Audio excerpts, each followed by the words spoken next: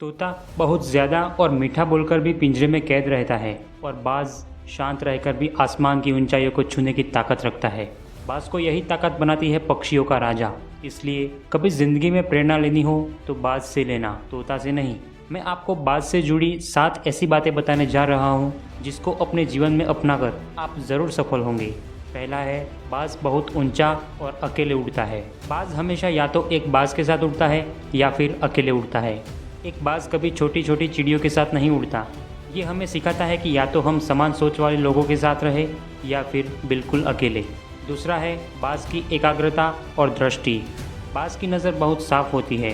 वह 5 किलोमीटर दूर से भी अपने शिकार को देख सकता है और वह सभी बाधाओं के बावजूद अपने शिकार पर तब तक नज़र गड़ाए रखता है जब तक कि वह उसे हासिल न कर ले।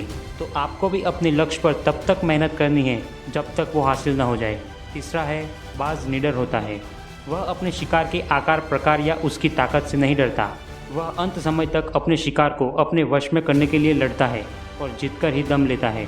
यह हमें सिखाता है कि हमें निडर होकर अपने लक्ष्य को प्राप्त करने के लिए कोशिश करती रहनी चाहिए।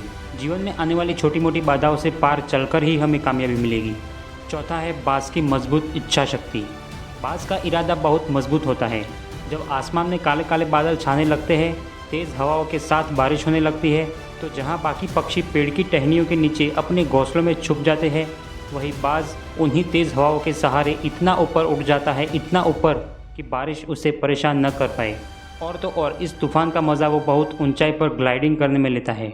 असली शानदार सीख यही है कि खराब समय का रोना मत रो। देखो कि आप इस कठिन समय में अपने लिए क्या अच्छा कर सकते हो।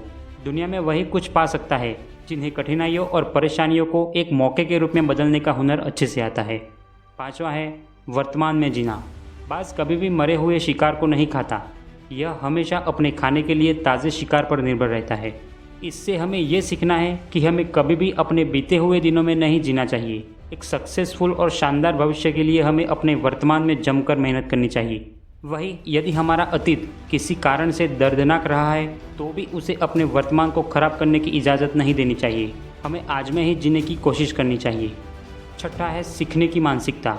नए नन्हे मेहमानों के घर आते ही बाज थोड़े दिनों के बाद अपने घोंसलों से नर्म घास को बाहर निकाल फेंकता है ताकि उसके बच्चे को घोंसलों में रहना मुश्किल लगे और इन्हीं मुश्किलों में घोंसलों से बाहर निकलकर वो उड़ना सीख लेते हैं। सातवां है, जिजीविषा से भरा हुआ बाज। बाज जिजीविषा से भरा हुआ पक्षी है। उसके जीवन के मध्य में एक समय ऐसा आता है जब उसके पंख इतने भारी हो जाते हैं, इतने भारी कि उसके उड़ने की गति कम हो जाती है। चोंच और पंजों में वो पैनापन नहीं रह जाता कि वह शिकार को पकड़ सके। जिंदगी या मौत के इस कठिन दोराहे पर वह जिंदगी को चुनता है। एक बाज इस कठिन समय में खुद को ट्रांसफॉर्म करने की चुनौती को स्वीकार करता है। किसी निर्जन और सुदूर क्षेत्र में जाकर खुद को एक नया क्लेवर देने की कठोर साधना करता है। अपनी चोंच से अपने भारी पंखों को नोच फेंकता है।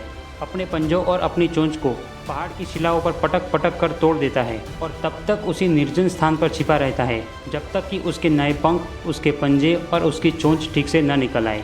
एक बार इस दर्दनाक ट्रांसफॉर्मेशन से गुजरने के बाद वही बाज जो पहले ठीक से उड़ नहीं पाता था, अब अपने जीवन की सर्वश्रेष्ठ उड़ान भरता हुआ पुनः अपनी ज़िंदगी का स्वागत करता है।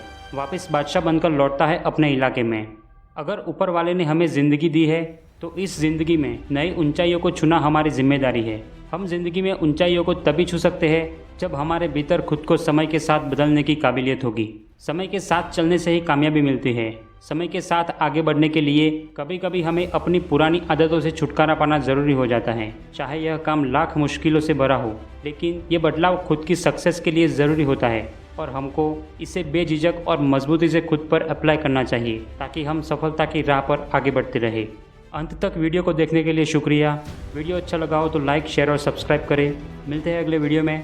जय हिंद, जय भारत।